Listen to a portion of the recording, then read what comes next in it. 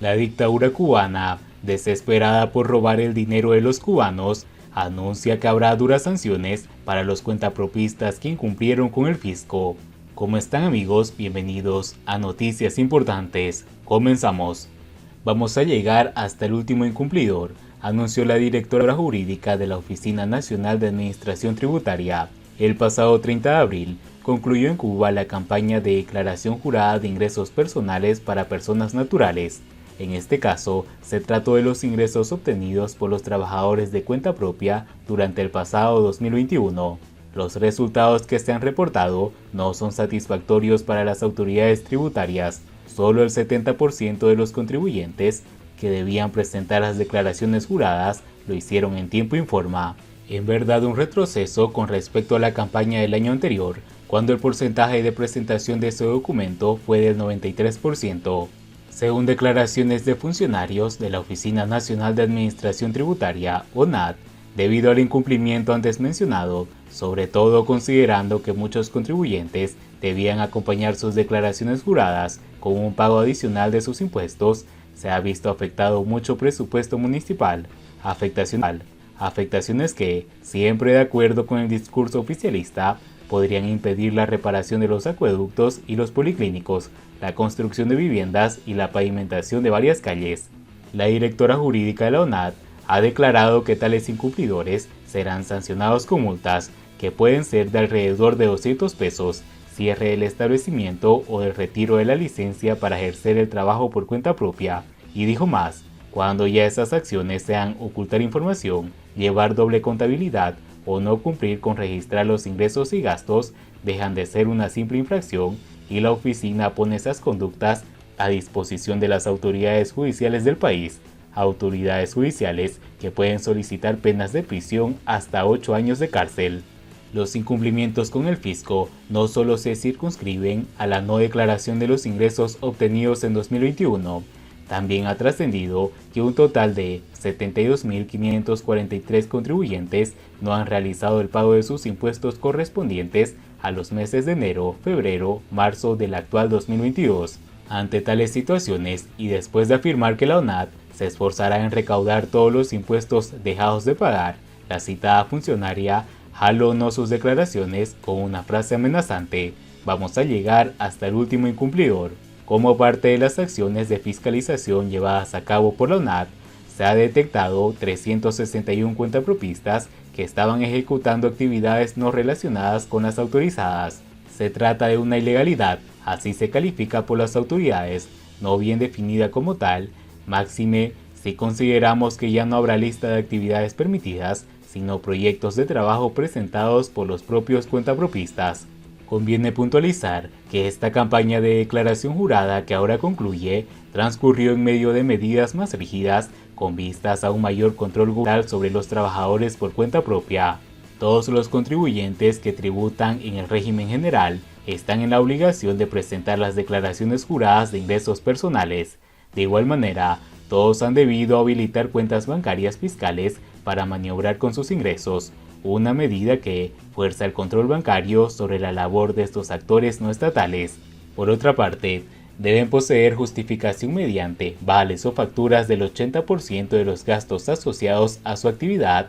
si aspiran a que la ONAT les reconozca el total de sus gastos en los modelos de declaración jurada, algo bien difícil de lograr en condiciones como la que atraviesa la actual economía cubana, donde buena parte de lo que se adquiere, incluidos también los insumos de los cuentapropistas, hay que comprarlo en la bolsa negra, que por supuesto no emite ni vales ni facturas. Tampoco podemos ver esta especie de apretadera de cinturón a los trabajadores por cuenta propia, al margen del déficit fiscal que estima el presupuesto estatal para el año 2022, ascendiente a unos 76.000 millones de pesos. La orden es aumentar los ingresos presupuestarios para atenuar el déficit, y una parte nada despreciable de esos ingresos serán los impuestos que paguen contra viento y marea los cuentapropistas.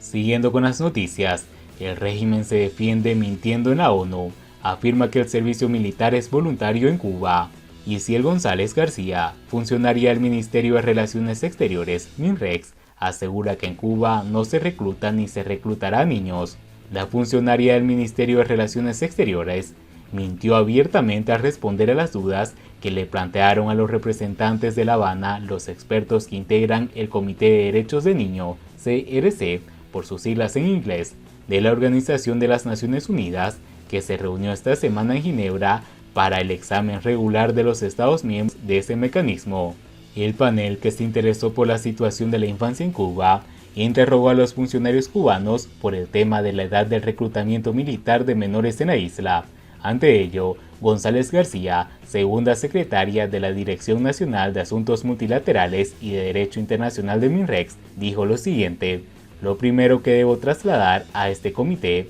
es la certeza de que en Cuba no se recluta ni se reclutará niños. Es clara nuestra Ley de Defensa Nacional cuando refiere tres premisas fundamentales: que los ciudadanos de ambos sexos, que así lo deseen y expresen abiertamente, pueden incorporarse de manera voluntaria al servicio militar", dijo la funcionaria. González García citó el artículo 71 de la Ley de Defensa Nacional de Cuba, que hace referencia a los mayores de 17 años que deseen incorporarse voluntariamente al servicio militar activo o al de reserva. Sin embargo, evitó mencionar el artículo 7 de dicha ley, que señala: "Todos los ciudadanos tienen el derecho de disponer de un lugar, un medio y una forma de participar en el rechazo y derrota del agresor, a recibir la preparación necesaria para lograrlo y el deber de tener que incorporarse a la defensa al ser llamados a las filas del servicio militar o a ser movilizados". A su vez, el artículo 67 dice claramente: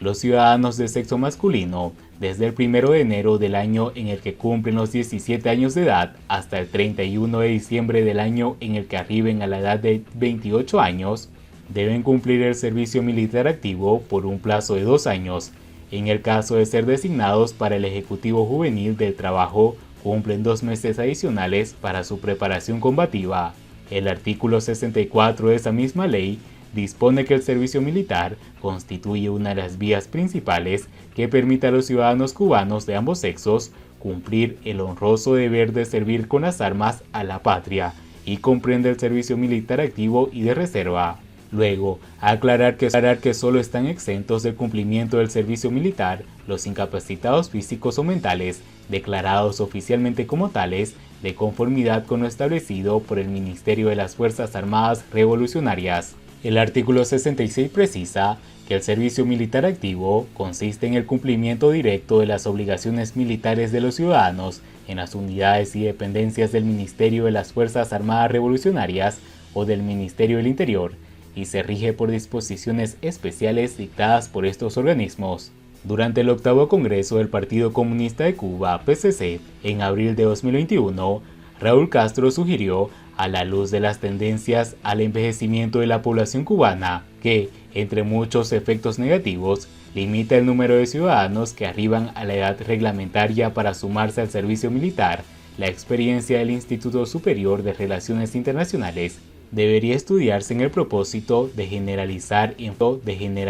en forma gradual que todos los estudiantes de educación superior cumplan previamente este deber. Esto en referencia a que desde 2022 los estudiantes del ISRI de ambos sexos, de donde salen la mayoría de los diplomáticos de La Habana, cumplen el servicio militar durante un año. Asimismo, el no cumplimiento del servicio militar en Cuba es utilizado a menudo por el régimen para impedir la salida del país de jóvenes en edad de reclutamiento. Numerosas denuncias y testimonios de jóvenes reclutas y de sus familias tras las manifestaciones masivas del 11 de julio en Cuba mostraron el uso de muchos de esos menores en la represión de la población civil, como evidenciaron además las fotos y los videos compartidos en redes sociales y difundidos por las agencias de prensa extranjera en Cuba.